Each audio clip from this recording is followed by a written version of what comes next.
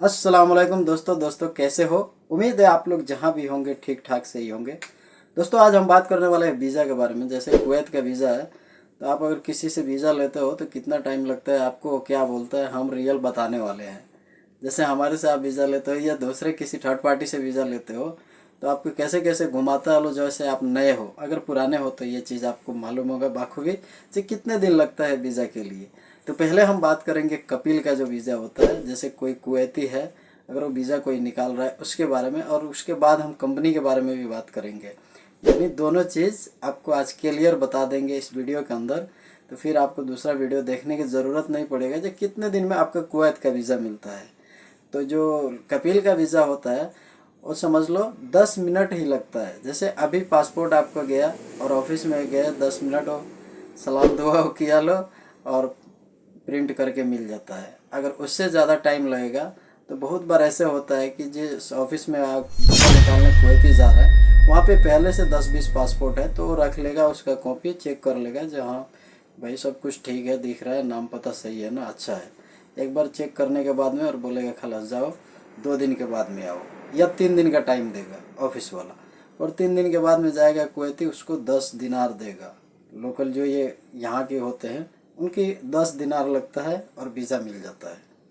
अब इसमें बात आता है कि भाई 10 दिनार में वीज़ा मिल रहा है तो इतने वीज़ा का पैसा क्यों लेता है लो। जैसे कोई 70 लेता है, कोई 90, ऐसे पैसा आपसे डिमांड किया जाता है जो भाई इतना पैसा आपको लगेगा यहाँ आने के लिए। तो लोगों का तो ये सोचना है भाई 10 दिनार जब हमने वीज़ा का बताया तो इतना पैसा क्यों लेता है। तो देखो भाई, जैसे आप पासपोर्ट एक आदमी के देते हो, एक आदमी क्या करता है दूसरे आदमी को देता है, दूसरा तीसरे को, ऐसे करके 4-5 लोग हो जाते हैं एक पासपोर्ट के अंदर।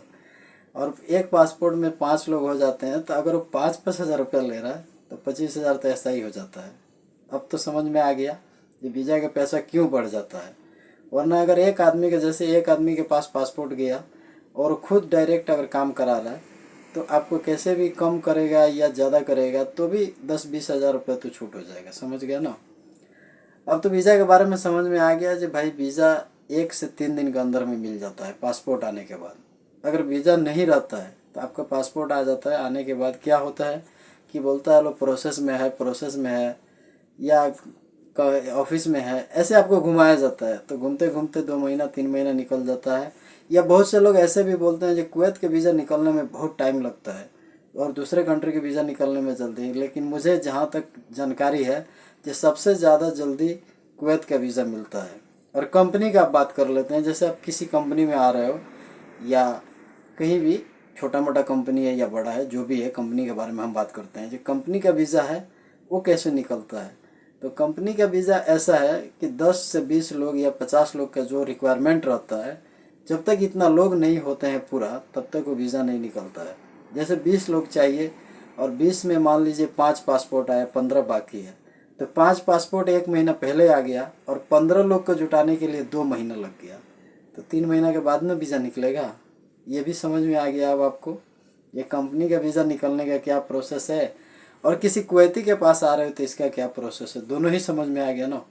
और खर्चे के बारे में बता दिया कि भाई ये एक पासपोर्ट 5 से 10 लोग के पास पहुंच जाता है, ऑटोमेटिक पैसा उसका बढ़ जाता है। ठीक है।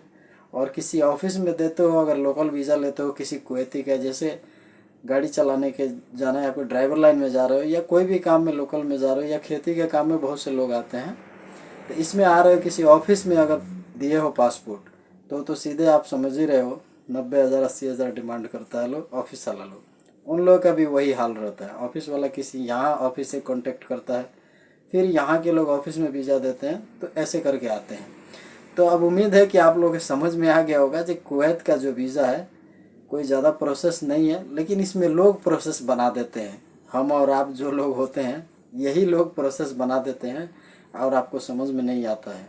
तो नए लोग को अब तो दूसरा वीडियो देखने की ज़रूरत नहीं पड़ेगा। मुझे समझ में जहाँ तक आ रहा है कि ये वीडियो देखने के बाद में आपको भी समझ में आ गया होगा जो हमने क्या बताया और आपने क्या समझा। और कमेंट करके हमें बताना। फिर हम मिलेंगे आपको दूसरे वीडियो में। तब तक के लिए हमें दीजिए इजाज़त। खुदा हाफिज़।